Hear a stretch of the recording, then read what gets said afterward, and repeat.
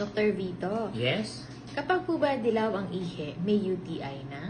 Yan kasi ang karaniwang tinatanong ng ating mga pasyente. Hindi po always UTI kapag dilaw ang urine. Kadalasan po kasi clear or yellow ang normal color. So depende po ito sa habit ng pasyente, may mga gamot ba siyang iniinom, may mga certain medical condition po siya.